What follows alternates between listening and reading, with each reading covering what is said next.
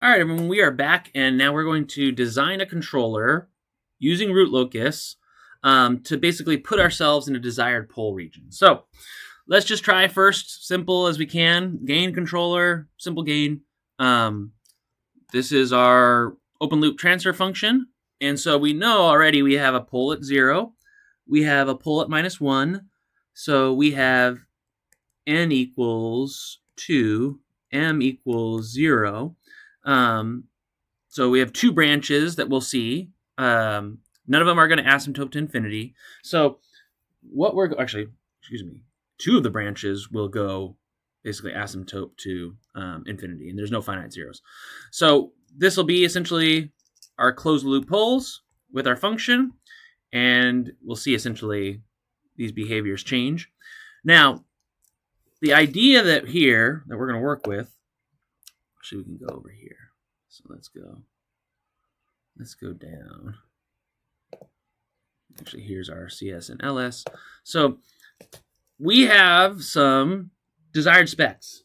So we want our basically settling time to be less than 2 seconds, our maximum overshoot to be less than 10%. So again, we can figure that out.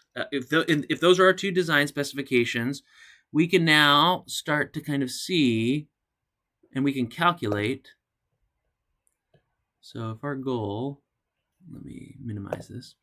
If we remember back, if we have this settling time goal, we can say, okay, well, we have the relationship with sigma, so sigma has to be 2.3.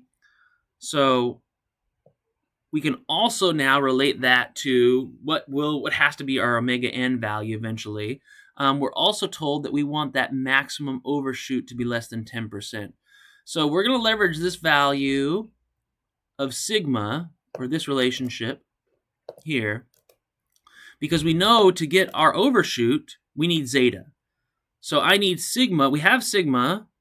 We don't know what omega n is, but we can start to leverage some of these relationships. And actually, we can solve for right now what the zeta wants to be because we have 10%.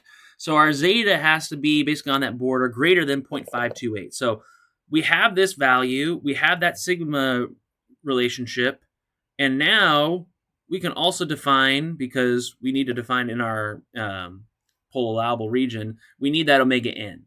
So we know sigma is equal to 2.3. We're going to solve for omega n, and there we go.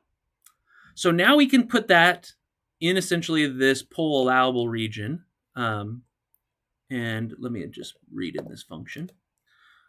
So we can do that pole allowable region, and what we're going to get, right, we can put that in here.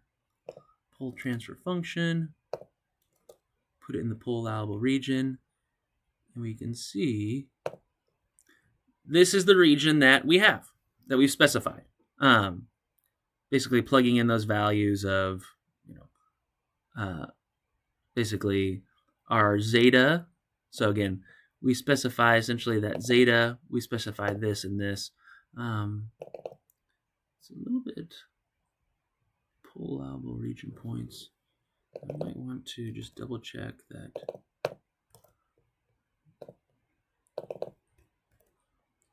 Sigma, and then our omega. I don't know why it's kind of saying that here. I'm going to make sure.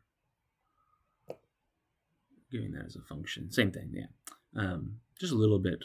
A little bit worried about that. So what we can see here, and I think we can specify comma points.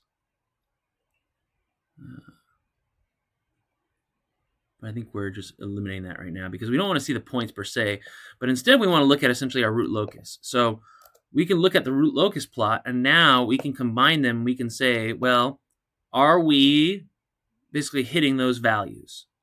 So we're going to put that in here, and we're going to set the system. And voila. So what we can see is, can we be in this desired pole region? No, we're outside, right? And we can see we're not. There's nothing we can do. If we increase k, we can increase k all we want. all that's going to do is just push these up and down. We're not going to shift essentially that pole location. So we're in a little bit of trouble.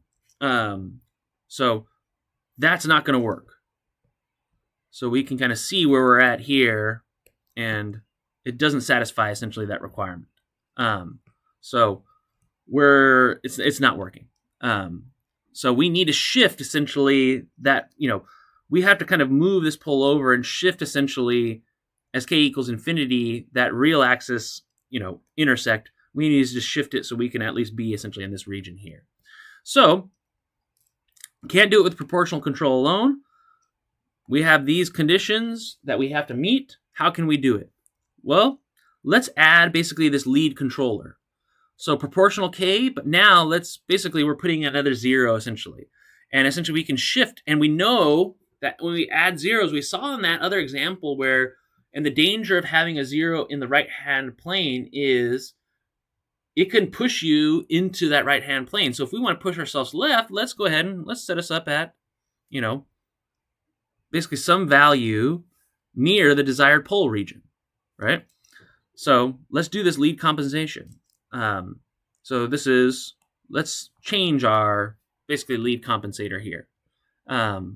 And let's basically push us and see if we can get into this desired pole region. And actually, let's go ahead. Let's start to. And actually, this is a good start. This is a good point to kind of see that we didn't hit those design parameters. And before we go to kind of the full lead compensator, let's take a step back, and we'll do that in a separate video. So thanks, and see you next time. Bye.